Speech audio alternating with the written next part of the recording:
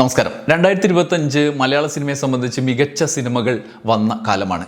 Cinema എന്ന നിലയിൽ അതിൻ്റെ മൂല്യത്തിൻ്റെ മികവിനപ്പുറത്ത് കച്ചവട മേഖലയിൽ ഒരുപക്ഷെ സിനിമയിൽ ഇന്ത്യയിലെ തന്നെ സിനിമാ വ്യവസായത്തിൽ അടയാളപ്പെടുത്തിയ സിനിമാ കാലമാണ്, മലയാളത്തെ അടയാളപ്പെടുത്തിയ സിനിമാ കാലമാണ്.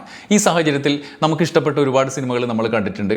അതിൽ തന്നെ ഇഷ്ടപ്പെടുമ്പോൾ തന്നെ പല രീതിയിലുള്ള കച്ചവട സാധ്യത, നമ്മൾ ഇഷ്ടപ്പെടാത്ത സിനിമ വേറെ തരത്തിൽ കച്ചവടം ചെയ്യുന്നു, അല്ലെങ്കിൽ ഇഷ്ടപ്പെട്ട സിനിമ പൊളിഞ്ഞു പോകുന്നു. അങ്ങനെ പല കാരണങ്ങളിലൂടെ സിനിമ കടന്നു പോകുന്ന ഒരു സാഹചര്യമുണ്ട്. ഈ ഘട്ടത്തിൽ ഞാൻ നിങ്ങളോട് പങ്കുവെക്കാൻ ആഗ്രഹിക്കുന്നത് എനിക്കിഷ്ടപ്പെട്ട അല്ലെങ്കിൽ എന്നെ ഏതെങ്കിലും വിധത്തിൽ നമ്മുടെ ഉള്ളിലേക്ക് പല കാരണങ്ങളാൽ അടയാളപ്പെടുത്തിയ 10 സിനിമകളെക്കുറിച്ച് സംസാരിക്കാനാണ്. ആമുഖമായി ഈ 10 സിനിമ മാത്രമല്ല, ഇത് കൂടാതെയും നല്ല സിനിമകളുണ്ട്. ആദ്യത്തെ ഒരു തെരഞ്ഞെടുപ്പ് എന്നുള്ള നിലയിൽ ഉള്ള ഒരു കൗതുകം കൂടി പങ്കുവെക്കാം എന്നുള്ളത് കൊണ്ടുകൂടിയാണ് 10 എന്ന കണക്കിൽ ഒതുക്കിയത്. നമ്മൾ ന്യൂസ് അറ്റ് ഹൗസിലൂടെ അതിൽ കൂടുതൽ സിനിമകളെക്കുറിച്ച് സംസാരിച്ചിട്ടുണ്ടാവും. നിങ്ങൾക്ക് അറിയുന്ന പോലെ തന്നെ നമ്മൾ നേരത്തെ സംസാരിച്ചിട്ടുള്ളത് പോലെ തന്നെ ചിലപ്പോൾ എല്ലാ സിനിമകളെക്കുറിച്ചും നമ്മൾ സംസാരിക്കാറില്ല. കണ്ട സിനിമകളിൽ സംസാരിക്കണമെന്ന് തോന്നുന്ന ചില സിനിമകളെക്കുറിച്ചാണ് നമ്മൾ സംസാരിക്കാറുള്ളത്. അതുകൊണ്ടുകൂടി ഈ 10 സിനിമ നിങ്ങളുടെ ശ്രദ്ധയിലേക്ക് വെക്കുമ്പോൾ ചിലപ്പോൾ നമ്മൾ വീഡിയോ ചെയ്യാത്ത സിനിമകളും ഇതിനകത്ത് ഉണ്ടാകും. ഒപ്പം എന്തുകൊണ്ടാണ്, ഏത് മാനദണ്ഡപ്രകാരമാണ് 10 സിനിമകൾ എടുത്തതെന്നുള്ള ആമുഖം കൂടി ഞാൻ പറയാം. 2 കാരണങ്ങളാണ്. ഒന്ന്, ഈ സിനിമയുടെ വിനോദ മൂല്യം നമ്മളെ ആസ്വദിപ്പിച്ചത് ഏത് മട്ടിലാണ് എന്നുള്ളത്. രണ്ടാമത്തെ കാരണം അല്ലെങ്കിൽ രണ്ടാമത്തെ മാനദണ്ഡം ഈ സിനിമയുടെ സാമൂഹ്യ പ്രസക്തി അല്ലെങ്കിൽ സാമൂഹ്യ മൂല്യം ആണ്. അത് പല മട്ടിൽ, നമ്മളൊരു സമൂഹ ജീവിയാണല്ലോ, ആ മട്ടിൽ ഒരു സിനിമയ്ക്ക് ആ സിനിമ മാത്രമായിട്ട് കലക്ക് വേണ്ടി എന്ന മട്ടിലുള്ള വാദത്തിനോട് ചേർന്ന് നിൽക്കുന്ന ഒരാളല്ല ഞാൻ. അത് രണ്ടും കൂടി മിക്സ് ചെയ്തിട്ടുള്ള ഒരു ആസ്വാദനത്തിലൂടെ നമുക്ക് കടന്നു പോകാൻ കഴിയും. നമ്മൾ സാമൂഹ്യ ജീവി എന്ന നിലയിൽ തന്നെ കലയ്ക്കും നമുക്കൊപ്പം സഞ്ചരിക്കാനുള്ള ഡ്യൂട്ടിയാണ് ഉള്ളത്. ആ അർത്ഥത്തിൽ 10 സിനിമകളെയാണ് ഞാൻ തിരഞ്ഞെടുക്കുന്നത്. ആ 10 സിനിമകൾ നിങ്ങൾക്ക് ഇഷ്ടപ്പെട്ടതുണ്ടാവാം, ഇഷ്ടപ്പെടാത്തുണ്ടാവാം. ഇതല്ലാതെ നിങ്ങൾക്ക് കൂട്ടിച്ചേർക്കാനുള്ള സിനിമകൾ ഉണ്ടാവും. നമുക്കത് കമൻറ്റ് ബോക്സിൽ രസകരമായി ചർച്ച ചെയ്യാനുള്ള ഒരു സാധ്യത കൂടിയുണ്ട്. അപ്പം ഞാൻ കടക്കാം. ഒന്നാമതായി ഞാൻ വെക്കുന്നത് 10ാം സിനിമ മുതലാണ് ഞാൻ ആരംഭിക്കുന്നത്. 10ാമത്തെ സിനിമയായി ഞാൻ വെക്കുന്നത് സർക്കിട്ടാണ്. അമീർ ജപ്പു എന്നീ ഒരു മുതിർന്ന ആളും ഒരു കുട്ടിയും തമ്മിലുള്ള ആശയവിനിമയം വളരെ രസകരമായി അവതരിപ്പിച്ച, താമർ സംവിധാനം ചെയ്ത സിനിമയാണ് സർക്കിട്ട്. ആസിഫ് അലി നായകനായ, ഒപ്പം ആസിഫ് അലിയുടെ അമീറിനൊപ്പം ജപ്പു എന്ന കഥാപാത്രത്തിലൂടെ നമ്മുടെ മനസ്സിനെ മുന്നോട്ട് സഞ്ചരിപ്പിച്ച സിനിമയാണ്. വളരെ ആർദ്രമായ ഒരു വിഷയത്തെ കൈകാര്യം ചെയ്ത സിനിമ. പല പരിമിതികളിലും ആ സിനിമ മനസ്സിൽ തട്ടിയ സിനിമയാണ്. ഞാനത് തിയേറ്ററിലും കണ്ടു, അതിനുശേഷം OTT വന്നപ്പോഴും 2 തവണയും കണ്ട് ആസ്വദിച്ച സിനിമയാണ്. ഒരുപക്ഷെ കുട്ടികൾ അടക്കം അല്ലെങ്കിൽ മുതിർന്ന ആളുകളുടെ കാഴ്ചപ്പാടുകളെ സ്വാധീനിക്കുന്ന പുതിയ തലമുറയെ ചേർത്ത് പിടിക്കേണ്ട, തലമുറ മാറ്റത്തിന് നമ്മളെ പിന്നണിയിൽ സഞ്ചരിച്ചു കൊണ്ടിരിക്കുന്ന തലമുറയോട് സംവദിക്കേണ്ടത് എങ്ങനെയെന്ന് നമ്മളെ ഉപദേശിക്കാൻ കൂടി, നേരിട്ടുള്ള ഉപദേശത്തിനപ്പുറത്തൊരു കഥയിലൂടെ നമുക്ക് ഒരു സന്ദേശം കൈമാറുന്നതിന് കൂടി ഈ സിനിമയ്ക്ക് സാധിച്ചിട്ടുണ്ട്. അതുകൊണ്ടുകൂടി ആ സിനിമ നിങ്ങളുടെ മുമ്പിലേക്ക് ഞാൻ വെക്കുകയാണ്. 9ാമത് സിനിമയുടെ ആസ്വാദ്യത എന്ന നിലയിൽ കൂടി നമ്മുടെ അതിൻ്റെ മറ്റ് കാര്യങ്ങൾക്കപ്പുറത്ത് രാഹുൽ സദാശിവൻ്റെ ഡേസീറ എന്ന് പറയുന്ന പ്രണവ് മോഹൻലാൽ മുഖ്യ കഥാപാത്രത്തെ അവതരിപ്പിച്ച സിനിമ. രാഹുൽ സദാശിവൻ്റെ സിനിമകൾ വളരെ ആകാംക്ഷയോട് ഉറ്റുനോക്കുന്നതാണ്. അദ്ദേഹത്തിൻ്റെ ഇതുവരെ എടുത്ത സിനിമകളിൽ 4 ഏറ്റവും മികച്ചത് ഈ സിനിമയല്ല എന്ന് ഞാൻ പറയും. ഒരുപക്ഷെ ഭ്രമയുഗത്തിനെയാണ് എനിക്ക് കൂടുതൽ എടുത്തു പറയാൻ ഇഷ്ടം. ഭൂതകാലത്തെക്കുറിച്ച് പറയുന്ന ആളുകളുണ്ട്. എന്തായാലും ഈ വർഷം അദ്ദേഹത്തിൻ്റെതായി വന്ന ഡേസീറയും ആസ്വാദനത്തിൻ്റെ ലെവലിൽ അദ്ദേഹത്തിൻ്റെ ഇതുവരെയുള്ള ക്വാളിറ്റിയെ നിലനിർത്താൻ കഴിഞ്ഞു എന്നുള്ളത് എടുത്തു പറയേണ്ട കാര്യമാണ്. 8ാമത്തെ സിനിമ നരിവേട്ട ഒരുപക്ഷെ കാലികമായി നമ്മൾ അറിയേണ്ട ഒരു ചരിത്രത്തെ നമ്മളിലേക്ക് ഓർമ്മിപ്പിച്ചെടുക്കുന്നു എന്നുള്ളതാണ്. ടൊവിനോ തോമസിനെ നായകനാക്കി അനുരാജ് മനോഹർ സംവിധാനം ചെയ്ത സിനിമ, അബിൻ ജോസഫ് എഴുതിയ തിരക്കഥ. ഒരുപക്ഷെ മുത്തങ്ങ സമരത്തെക്കുറിച്ച് നേരിട്ട് പേര് പരാമർശിക്കുന്നതിനപ്പുറത്ത് ആ സിനിമ ഈ ഭൂതകാലത്ത് നമ്മൾ കടന്നു വന്നൊരു വഴി ഓർമ്മിപ്പിച്ചു. മാത്രമല്ല, മലയാള സിനിമയിൽ പലപ്പോഴും മുഖ്യധാര കച്ചവട സിനിമകളിലെ വാണിജ്യ മൂല്യത്തിൻ്റെ കുറവ് ആരോപിച്ച് പലപ്പോഴും പല പ്രശ്നങ്ങളെ, അരികുവൽക്കരിക്കപ്പെട്ട ജനതയുടെ പ്രശ്നങ്ങളെ പറയാതിരിക്കുക എന്നുള്ളൊരു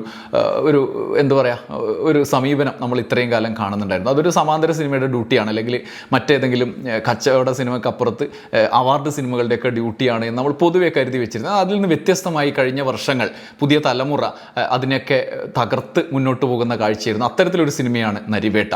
അങ്ങനെ ഒരു ആദിവാസി ജനതയുടെ ഭൂമിക്ക് വേണ്ടിയുള്ള യുദ്ധത്തെ മലയാള സിനിമയിൽ ഒരു സിനിമയിലൂടെ, അതും ഒരു വലിയ വാണിജ്യ വിജയത്തിലേക്ക് എത്തിക്കുന്ന ഒരു സിനിമയിലൂടെ അടയാളപ്പെടുത്തി എന്നുള്ളത് ശ്രദ്ധേയമായ കാര്യമാണ്. ടൊവിനോ പോലുള്ളവർ ആ സിനിമയിൽ ഗംഭീരമായി കഥാപാത്രത്തെ ചെയ്തു. കഥയും വളരെ മനോഹരമായിട്ട് അനുരാജ് മനോഹർ ആവിഷ്കരിച്ചു എന്നുള്ളത് ശ്രദ്ധേയമായ കാര്യമാണ്.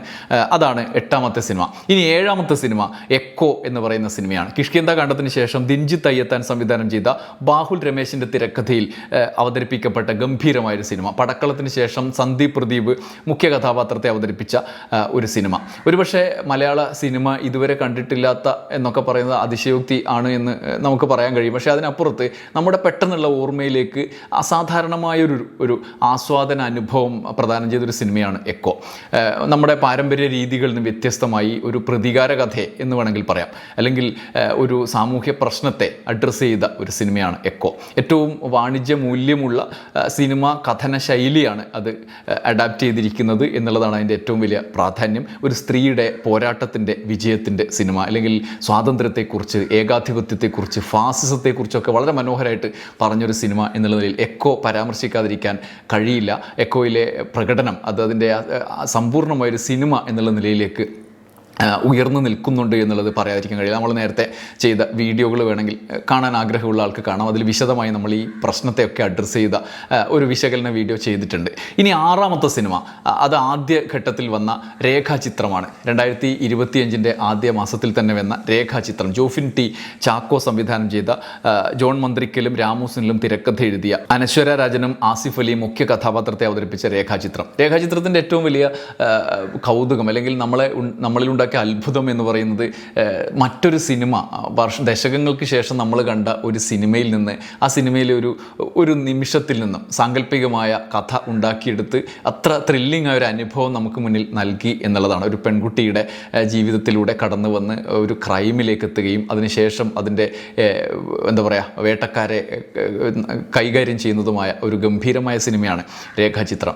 അസാധാരണമായ പ്രതിഭയ്ക്ക് മാത്രം സാധിക്കുന്നൊരു സിനിമ എന്ന് നമ്മൾ അന്ന് തന്നെ അത് സംബന്ധിച്ച വീഡിയോയിൽ വിശദീകരിച്ചിട്ടുള്ളതാണ്. രേഖാചിത്രത്തെ മറികടന്നുകൊണ്ട് നമുക്ക് കാണാതെ നമുക്ക് അങ്ങോട്ട് പോകാൻ കഴിയില്ല. അതുകൊണ്ടാണ് ആറാമത്തെ ചിത്രമായി രേഖാചിത്രം നമ്മുടെ മുമ്പിലേക്ക് വരുന്നത്. അഞ്ചാമത്തേത് ആലപ്പുഴ ജിംഖാന. യുവതലമുറയെ ഇത്രയധികം അറിഞ്ഞ് മുന്നോട്ട് കൊണ്ടുപോയൊരു സിനിമ ഇല്ല. ഖാലിദ് റഹ്മാൻ എടുത്ത ഈ സിനിമ ആലപ്പുഴ ജിംഖാന വെറുതെ യുവാക്കളെ അണിനിരത്തിക്കൊണ്ടുള്ളൊരു സിനിമയല്ല. പഴയകാലത്ത് ശ്രീനിവാസനെ നഷ്ടപ്പെട്ടൊരു വർഷമാണ്. ഓരോ കാലത്തും യൗവനത്തെ പല രീതിയിലാണ് സിനിമകൾ അടയാളപ്പെടുത്താറുള്ളത്. അതത് കാലത്തെ യൗവനത്തിൻ്റെ പ്രതിസന്ധികളെ, അവർ അനുഭവിക്കുന്ന ജീവിത സാഹചര്യങ്ങളെ ഒക്കെ അടയാളപ്പെടുത്തുക എന്നുള്ള വലിയ വെല്ലുവിളിയാണ്. പക്ഷേ ആലപ്പുഴ ജിംഖാന അതിനെ മറികടന്നുകൊണ്ട് ഒരു ഗംഭീരമായ സിനിമയാക്കി ഖാലിദ് റഹ്മാൻ മാറ്റി. നസ്ലിനും ലുക്മാനും ഗണപതിയും അടങ്ങുന്ന സംഘത്തെ, ഒരു ആൺകൂട്ടത്തിൻ്റെ കഥയാണെങ്കിൽ പോലും ആ തരത്തിൽ സമൂഹത്തിൻ്റെ ഒരു പരിച്ഛേദം അവിടെ അടയാളപ്പെടുത്താൻ ആലപ്പുഴ ജിംഖാനയിലൂടെ കഴിഞ്ഞു. നാലാമത്തെ സിനിമ തുടരും. തരുൺ മൂർത്തി സംവിധാനം ചെയ്ത KR സുനിൽ തിരക്കഥയിൽ എടുത്ത, മോഹൻലാലിനെ നായകനാക്കി എടുത്ത തുടരും. ഒരുപക്ഷെ മോഹൻലാൽ എമ്പുരാന് ശേഷം തുടരും എന്ന സിനിമയിലൂടെ തൻ്റെ മുന്നോട്ടുള്ള യാത്ര മികച്ചതാണെന്ന് തെളിയിച്ചു. അദ്ദേഹത്തിൻ്റെ വാണിജ്യ സാധ്യതകൾ എന്താണെന്ന് വീണ്ടും നമ്മളെ ഓർമ്മിപ്പിച്ചു. ഇതിനൊക്കെ അപ്പുറത്താണ് തുടരും എന്ന സിനിമയെ നമ്മൾ കാണുന്നത്. ഒരുപക്ഷെ ദുരഭിമാന കൊലയെ ഇത്ര ഗംഭീരമായി അഡ്രസ്സ് ചെയ്ത ഒരു സിനിമ എന്നുള്ള നിലയിൽ തന്നെ തുടരും എന്ന സിനിമയെ നമ്മൾ കാണേണ്ടതുണ്ട്. മലയാളത്തിൽ, കേരളത്തിൽ തന്നെ നമ്മൾ സമീപകാലത്ത് ചർച്ച ചെയ്ത വലിയ ഒരു ദുരഭിമാന കൊലയിലേക്ക് നമ്മുടെ ഓർമ്മയെ കൊണ്ടുപോയ ഒരു സിനിമയാണ് ഈ തുടരും എന്ന സിനിമ. അതേസമയം തന്നെ നമ്മൾ ഈ വർഷം തന്നെ റോന്ത് പോലെയുള്ള സാമൂഹ്യ വിരുദ്ധമായി ഒരു സിനിമയിലൂടെ എങ്ങനെ സമൂഹം വളരെ ഉള്ളിലേറ്റിയ ഒരു ദുരഭിമാന കൊലയിൽ ശിക്ഷിക്കപ്പെട്ട പ്രതികൾ നമ്മുടെ ജയിലിൽ കിടക്കുന്ന കാലത്ത് ആ പ്രതികളെ മഹത്വവൽക്കരിച്ചുകൊണ്ട് ഉള്ള ഒരു സിനിമ എങ്ങനെ ഉണ്ടാക്കുക എന്ന് റോന്തിലൂടെ നമ്മൾ മറ്റൊരു സിനിമ കാണുകയും ചെയ്തതാണ്. അതിനൊക്കെ ഒപ്പം നിൽക്കുമ്പോഴാണ് തുടരും എന്ന സിനിമയുടെ ഉയർച്ച, അതിൻ്റെ മികവ് നമ്മൾ മനസ്സിലാക്കുന്നത്. ഒരു ദുരഭിമാന കൊല നമ്മുടെ സമൂഹത്തിലും നടക്കുന്നു. അതിൽ ഇന്ത്യയിൽ തന്നെ അപൂർവമായി മാത്രം ശിക്ഷിക്കപ്പെട്ട ഒരു കേസ് നമ്മുടെ സംസ്ഥാനത്തുണ്ട്. അതിനെ ഓർമ്മിപ്പിക്കും വിധത്തിൽ, ദുരഭിമാന കൊല ഇനി ഉണ്ടാകരുത് എന്ന് ഓർമ്മിപ്പിക്കും വിധത്തിൽ വളരെ ത്രില്ലിംഗ് ആയ ഒരു അനുഭവമാക്കി ഈ സിനിമയെ മാറ്റി. മോഹൻലാലിൻ്റെ മികച്ച പ്രകടനം, ശോഭനയടക്കമുള്ള ആളുകളുടെ പ്രകടനങ്ങളൊക്കെ ഉണ്ടായിരുന്നു. അങ്ങനെ തരുൺ മൂർത്തിയുടെ ഒരു ഗംഭീര സിനിമ കൂടി കിട്ടി. മൂന്നാമത്തേത് എടുത്തു പറയേണ്ട സിനിമയാണ് ലോക ചാപ്റ്റർ 1 ചന്ദ്ര എന്ന സിനിമ. ഡൊമിനിക് അരുൺ എഴുതി സംവിധാനം ചെയ്ത സിനിമയാണ്. കല്യാണി പ്രിയദർശൻ നായികാ പ്രാധാന്യത്തോടെ ഗംഭീര നായികയെ അവതരിപ്പിച്ച ഒരു സിനിമയാണ്. ഒരുപക്ഷെ മലയാളത്തിൻ്റെ ഏറ്റവും കൂടുതൽ കളക്ഷൻ ഉണ്ടാക്കിയ സിനിമ, 300 കോടിക്ക് മുകളിലേക്ക് പോയ, ഇന്ത്യയിൽ തന്നെ അത്ഭുതമായി മാറിയ സിനിമ ആണ് ലോക. നായികയെ വെച്ച് ഒരു സിനിമ എടുത്ത ആ നായിക പ്രധാനമായ സിനിമ 300 കോടി, 100 കോടി കഴിയുക, പിന്നെ 300 കോടി കഴിയുക, അങ്ങനെ കച്ചവടത്തിൻ്റെ കാര്യത്തിലും ഗംഭീരമായി ചർച്ച ചെയ്യപ്പെട്ട സിനിമയാണ്. മാത്രമല്ല ആസ്വാദനത്തിൻ്റെ രീതിയിലും അതിനപ്പുറത്ത് നമ്മൾ കണ്ടുകൊണ്ടിരുന്ന ഒരു പഴയൊരു മിത്തിനെ അല്ലെങ്കിൽ ഒരു ഫോക്ലോർ നാടോടി വിജ്ഞാനീയത്തിലൊരു കഥയെ ഈ മട്ടിൽ അവതരിപ്പിച്ച് സാമൂഹികമായി തന്നെ ചിന്തിപ്പിക്കും വിധത്തിലേക്ക് അവതരിപ്പിച്ചു എന്നുള്ളതാണ് നമ്മൾ അതിൽ പ്രധാനമായിട്ട് കാണേണ്ടത്. ഈ സനാതനധർമ്മമൊക്കെ വലിയ ചർച്ചയ്ക്ക് വിധേയമാകുന്ന കാലത്ത് ഇത്തരത്തിലൊരു ചർച്ചയ്ക്ക് സ്കോപ്പുണ്ട് എന്ന് കണ്ടുകൊണ്ടാണ് അതിനെ മറ്റൊരു കള്ളിയങ്കാട്ട് നീലിയുടെ ഒരു ആ പെണ്ണിനെതിരായ സാമൂഹ്യ അല്ലെങ്കിൽ രാജാധിപത്യത്തിൻ്റെയോ ഫ്യൂഡൽ നീക്കങ്ങളുടെയൊക്കെ തുടർച്ചയുണ്ടായ പല രീതിയിലുള്ള അതിക്രമത്തെ ഈ കാലത്ത് വീണ്ടും ഓർത്തെടുത്ത് അവതരിപ്പിച്ചു എന്നുള്ളത് കൂടി ലോകയെ പ്രസക്തമാക്കുന്നുണ്ട്. രണ്ടാമത്തേതാണ് കളങ്കാവൽ. മമ്മൂട്ടിയും വിനായകനും ഗംഭീരമായ 2 കഥാപാത്രങ്ങളെ അവതരിപ്പിച്ചു എന്നുള്ളതിനപ്പുറത്ത് ജിതിൻ കെ ജോസിൻ്റെ ഈ സിനിമ നമുക്ക് പ്രസക്തമായി മാറുന്നത് പെൺവേട്ടക്കാരനായ ഒരു ക്രിമിനലിനെതിരായ ഒരു സിനിമ, ഒരു ക്രിമിനൽ കഥാപാത്രത്തെ വളരെ ഗംഭീരമായി നേരിടുന്നൊരു സിനിമ എന്നുള്ള നിലയിലാണ്. സാധാരണ മമ്മൂട്ടി വില്ലനായി വരുമ്പോൾ ഉണ്ടാകുന്ന പ്രതിസന്ധികളിൽ നമ്മൾ നേരത്തെ ഒരു വീഡിയോയിൽ സംസാരിച്ചതാണ്. ആ കഥാപാത്രത്തെ ഹീറോയിസ്റ്റിക്കായി അവതരിപ്പിക്കപ്പെടുന്ന അല്ലെങ്കിൽ സ്വീകരിക്കപ്പെടുന്ന സാഹചര്യം ഉണ്ടാവാം. പക്ഷേ അതിനപ്പുറത്തേക്ക് ഈ സിനിമ എത്തിക്കാൻ അദ്ദേഹത്തിൻ്റെ പ്രകടനത്തിനും സിനിമയുടെ ടോട്ടാലിറ്റിയിലുള്ള ഒരു നിർമ്മാണത്തിനും സാധിച്ചു എന്നുള്ളതാണ്. വിനായകൻ്റെ നായക പ്രകടനത്തിന് മുകളിൽ വില്ലൻ പോയില്ല എന്നുള്ളത് മമ്മൂട്ടിയുടെ കൂടി മികവിൻ്റെ അടയാളമാണ്. ആ വില്ലൻ മുകളിൽ നായകൻ വിജയിക്കുന്ന ഒരു കാഴ്ച നമ്മൾ കണ്ടതാണ്. അതിനപ്പുറത്ത് പെൺവേട്ടക്കാരനെക്കുറിച്ച് അങ്ങനെ ഒരു ക്രിമിനലിനെ കുറിച്ച് സിനിമയും നിരവധി തവണ ചർച്ച ചെയ്തൊരു കാലം കൂടിയാണ്. ആ നിലയിൽ ഈ സിനിമയ്ക്ക് വലിയ പ്രാധാന്യമുണ്ട്. ഒരുപക്ഷെ അതിനുശേഷമാണ് പിന്നീട് പല രീതിയിലുള്ള ചർച്ചകൾക്കിടയാക്കിയ മറ്റ് സിനിമാ വിവാദങ്ങൾ തന്നെ വരുന്നത്. ആ നിലയിൽ ഭ ഭ ബ എന്ന് പറയുന്ന സിനിമയുടെ വരവിന് കൂടി തിരിച്ചടി ഉണ്ടാകും വിധത്തിൽ അതിൽ നടി ആക്രമിക്കപ്പെട്ട കേസിൽ 8ാം പ്രതി കുറ്റവിമുക്തനാക്കപ്പെട്ടതിന് ശേഷം ആഘോഷമായി കൊണ്ടുവന്നൊരു സിനിമയ്ക്ക് ആഘാതമുണ്ടാകും വിധത്തിൽ കളങ്കാവൽ പ്രവർത്തിക്കുന്നു, മനഃശാസ്ത്രപരമായി പ്രവർത്തിച്ചു എന്നുള്ള യാഥാർത്ഥ്യം കൂടിയുണ്ട് എന്നുള്ളത് സാമൂഹ്യ പ്രസക്തി ആ സിനിമയ്ക്ക് എന്തുമാത്രം ഉണ്ട് എന്ന് വ്യക്തമാക്കുന്നതാണ്. ഏറ്റവും പ്രധാനം ഒന്നാമത്തെ സിനിമയെ ഞാൻ എടുത്ത് പറയുന്നത് നിങ്ങളുടെയൊക്കെ ഉള്ളിലുള്ള ഒരു സിനിമ തന്നെയാണ്. ഒരിക്കലും മലയാള സിനിമ ഇന്ത്യൻ സിനിമയിൽ തന്നെ ചർച്ച ചെയ്യപ്പെട്ട ഒരു സിനിമയാണ്. എമ്പുരാൻ എന്ന സിനിമയാണ്. പൃഥ്വിരാജിൻ്റെ സംവിധാനത്തിൽ മുരളി ഗോപിയുടെ തിരക്കഥയിൽ മോഹൻലാൽ പ്രധാന കഥാപാത്രത്തെ പൃഥ്വിരാജ് അടക്കം അവതരിപ്പിച്ച ഒരു ഗംഭീര സിനിമ ഇന്ത്യൻ ചരിത്രത്തിൽ നിന്ന് മായ്ക്കപ്പെട്ട് കഴിഞ്ഞു എന്ന് ഏകദേശം ഉറപ്പാക്കിയ ഒരു ഭരണകൂട വ്യവസ്ഥ തന്നെ നിലനിൽക്കുന്ന ഒരു കാലത്താണ്. അതിൻ്റെ സകല ഭരണകൂട ഭീകരതയുടെയും ഇരയാകാമെന്ന് അറിഞ്ഞുകൊണ്ട് പൃഥ്വിരാജിനെ പോലൊരാൾ, മോഹൻലാലിനെ പോലൊരാൾ, മുരളി ഗോപിയെ പോലൊരാൾ ചരിത്രത്തിൽ നിന്ന് ഒരു സാധനം അങ്ങ് കുലുക്കിയെടുത്ത് പുറത്തിട്ട് ജനങ്ങളോട് പറയുകയാണ്, ഇതാ ആ സിനിമ, ഇതാണ് ചരിത്രം എന്ന് പറയുകയാണ്. ഗുജറാത്ത് കലാപത്തെ ഓർമ്മിപ്പിച്ച എമ്പുരാൻ എന്ന സിനിമ.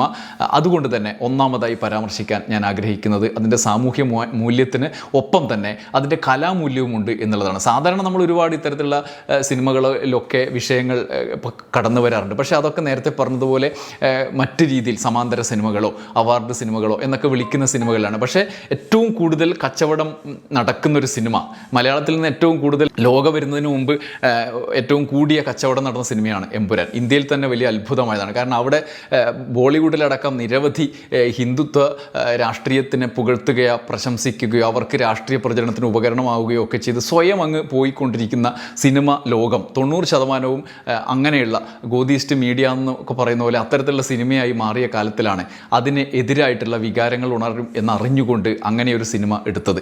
എന്നിട്ടും അതിന് കച്ചവടമായി മുന്നോട്ട് കൊണ്ടുപോകാൻ കഴിഞ്ഞു, വാണിജ്യ വിജയം നേടാൻ കഴിഞ്ഞു എന്നുള്ളത് അത്ഭുതകരമാണ്. അത്തരത്തിലുള്ള റിസ്ക് എടുത്തു എന്നുള്ളത് കൂടി അതിന് പിന്നിൽ പ്രവർത്തിച്ച പൃഥ്വിരാജ് മുതൽ മോഹൻലാൽ വരെയുള്ള ആളുകൾക്ക്, ആൻ്റണി പെരുമ്പാവൂർ നിർമ്മാതാവ് വരെയുള്ള ആളുകൾക്ക് ഈ സിനിമ അവർ എന്താണ് സിനിമയിലൂടെ ഉദ്ദേശിക്കുന്നത് വ്യക്തമാക്കുന്നതിന് കാരണമായിട്ടുണ്ട്. അതുകൊണ്ട് ഒന്നാമത് 2025 മറക്കാതെ ഓർത്തെടുക്കുന്ന ഒരു സിനിമയായി എൻ്റെ മനസ്സിലുള്ളത് എമ്പുരാൻ കൂടിയാണ്. വംശവെറിയാൽ നരവേട്ട നടത്തിയ ഒരു കൂട്ടത്തെ, ഒരു ചരിത്രത്തിലൊരു ഇരുണ്ട അധ്യായത്തെ നമ്മളെ ഓർമ്മിപ്പിച്ചു എന്നുള്ളതിനാൽ എമ്പുരാന് ചരിത്രത്തിൽ എന്നും ഇടമുണ്ട്, മലയാള സിനിമയിലും ഇടമുണ്ട്. അതുകൂടി ഓർമ്മിപ്പിക്കുകയാണ്. ഇങ്ങനെ 10 സിനിമകൾ, ഒന്നാമത് വരുന്ന എമ്പുരാൻ വരെയുള്ള ഈ 10 സിനിമകളെ നിങ്ങളുടെ മുമ്പിൽ അറിയിക്കുക എന്നുള്ളതാണ് ഞാൻ വിചാരിച്ചത്.